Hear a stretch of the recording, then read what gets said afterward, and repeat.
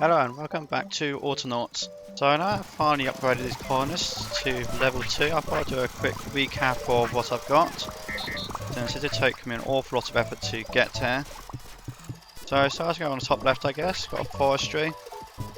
So this is getting all my woods, quite a lot of bots involved actually. If I expand this, we go to forest, here it is. So I've got a couple of charge bots and I have a separate bot for cutting the trees down, digging up the stumps, moving the logs over to here, planting the acorns into the holes, and collecting the sticks and taking the sticks over to here. And so that's 2 storages output on there. Following this production chain, and I've got a bunch of bots in industry. So I've automated getting planks by taking the logs, cutting into planks and putting them here. Automated getting poles by taking the planks, putting them here, putting the poles here. So crude gears, and crude gears very similar, taking the planks and putting it into this box.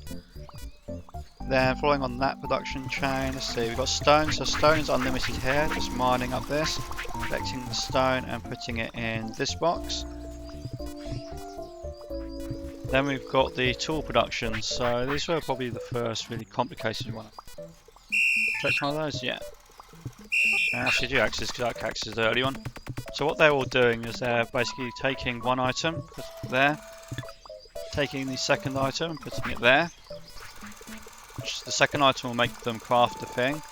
Then they're taking the thing they crafted and they're trying to put it in this box. This box will become full eventually, causing the bot to stop here, and thus kind of limiting production, so I have 10 of each item. And then shovels, pickaxes, mallets and flails are essentially the same bot, like template, just with different items, boxes and workstations. Now with the items in the boxes, then what I've done for all the bots that need to... And so you never finish your breaking stuff, so I already found them as like a deficiency in this design. So because the charge bot is there, because the tools is there, there's a gap. And I think that charge bot also, yeah, it doesn't reach. So you're always fixing things in this game, so I guess on my recap list it is, or my review list is go fix that. So if I actually look at what this bot does, so forest one, dig, forest dig. So what I've done for all the stuff that uses tools is they have your regular forever loop and until hand's empty, because when the tool breaks they will then be empty. And so in this loop they'll do whatever it is they do. In this case it finds some soil, moves to it and it digs a hole. Which is actually interesting because it says find near soil, but like what they do and what I want them to do in fact is dig up stumps. Not sure if that's a display bug or not sure if that's something I did. But then when they are empty then they go and get a new tool and then they go back to work. And I did think about, like, especially when you've got backpacks and stuff, they could carry more than one tool. At least these better bots can. I haven't looked into that too much yet right now because the tools do last a reasonably long time, and at least for the time being it's only a short distance for them to, I guess they don't walk, they roll over to it. Coming on to the next piece of industry, this one's just like a making things easier for myself one. So we've got the robot production. This is done by 3 separate parts. So I've got the drive, body, head, and then the combined hair. Why I limited this is the spots one. Until this is empty, which means until this spare bot is not there anymore, it's just going to sit here and wait on that loop. And then it will go get the 3 components, put them there. Each of these, let's just look at planks example. They all use the same sort of thing, and they'll do repeat until empty, which means they won't keep running until this is taken empty. So I kind of did this so I could get away. I could make a storage crate for each one of those. I decided not to. I think the only complicated one there is, yeah, the drive needed 2 bots. So one bot does just the logs because it can carry 1 log. The second bot does the poles and the planks. And actually I think it's the same for, yeah, this one. One does planks, one does seeds. They all have the same conditions on them though. I've then got bots for each of the upgrades. These use the same idea. So they go and get the stuff, Actually, worth noting, some of these do use the backpack, so I can carry 2 items. So I can carry a pole, put the pole in the backpack, and then pick up a plank in its hand. Lets me carry 2 different items. But they use the same idea, so basically I'm not going to build another upgrade until that is empty. And it just seemed easier than having another storage crate for each one. Also, I wasn't entirely sure if I wanted to have 10, and I couldn't think of a way to make the storage crate hold, I don't know, 5 or 6 or another smaller number. So I just gone with 1 for the time being. Maybe I'll change it in the future if I start needing lots at the same time. Definitely thinking it might be useful to have 2 or 3 of these made at a time, but I haven't thought of a way of doing that just yet. And then coming over here, so this is like my colony, like Colonists and Science area. So what I've gone with in the end is I'm using, here we go, spiced berries. And I've decided not to use mushrooms, they're just stored in there. And I'm not using apples right now, I've just stored apples there for some future task.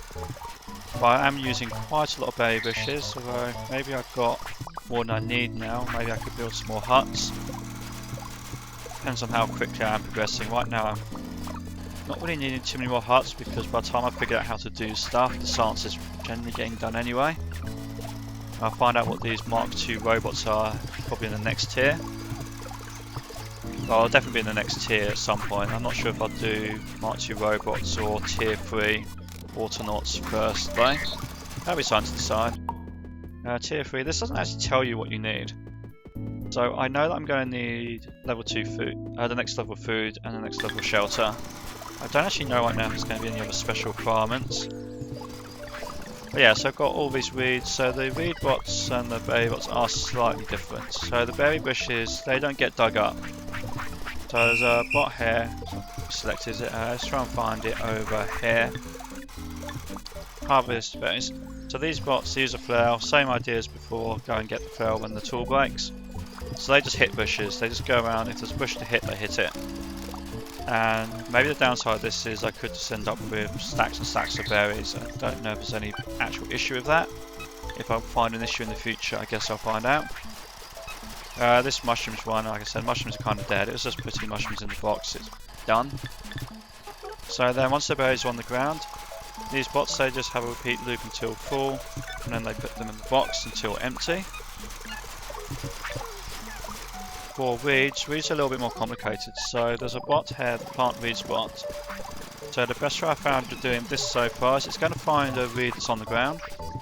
Once it's filled up with the reeds on the ground, it's then going to look to see if there's any soil. So when the reed gets dug up, it will just be left with soil. If there's any soil around, it will put the reed in the soil. And it will fail. If it can't find one, then this will fail, and when it fails, it continues to the next step. This one will take anything that's left and put it in this box, and I made it not stop egg. I figured if this box is full, then I'm probably like got more production I need. I don't need to like rush over to plant this reed. It can wait there and slow down a little bit. Then on to spiced berries. Spiced berries is 2 components, so it's separate bots. But similar idea to these ones. Instead of having a storage crate to fill up, these will just wait until this is taken. So as soon as that's taken, then the robot will make the next one. So one of them goes to get berries, takes as many berries as it can, and then puts them in the pot. The other design does literally the same thing, except for this reeds one instead. There's more berries than reeds because if we look at this, it needs 4 berries and 1 reeds. I also actually think about it, that's closer than that is.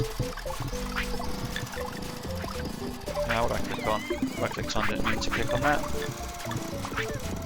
Then once the spice berries are made, I've got one to pick up the spice berries. It'll put the spice berries in the nearest colony hut. And it says hungry colonists. So as far as I can tell, a colonist is considered hungry as long as the food bar is not full. So I'll try and fill up the nearest one when the nearest one is... I'm not sure it's near full. I'm guessing it's essentially full minus whatever 1 berry is worth. So once this one is full enough, go on to the next one, next one, next one, next one. And since they're all fully fed, I've probably got enough stuff here. Last one for the huts is I noticed these huts, they break over time, they like fall apart. So there's a couple of bots, the huts just use logs, so they just take logs from here, They then wait here, and then as soon as the hut breaks, there will be some bots ready to fix the hut. Then finally on the science, around here, there's a couple of these bots, so when Colonists is happy, they make little part things, they just drop it on the ground. So a bot picks it up and puts it in the research. I have not automated how the research gets its first item, so for example the bot head Mark 1, because every research seems to need a different item. I couldn't think of a good way of like having a bot get any item. And I haven't automated this at all, so when it comes to making new coins, I'm just doing that manually for the time being. In terms of anything else special, the only other set of bots I've got, these. Actually, I probably should tidy up all this mess as well. So there's a bunch of like spare bots around I've had for doing specific tasks. I really should tidy these up. In fact, I should actually like just not leave them around. This one's run out of power, for example, out in the middle of nowhere. But for example, digging up berry bushes and stuff, just clearing the ground. I'll probably dig up these stumps as well at some point to make that all like smooth.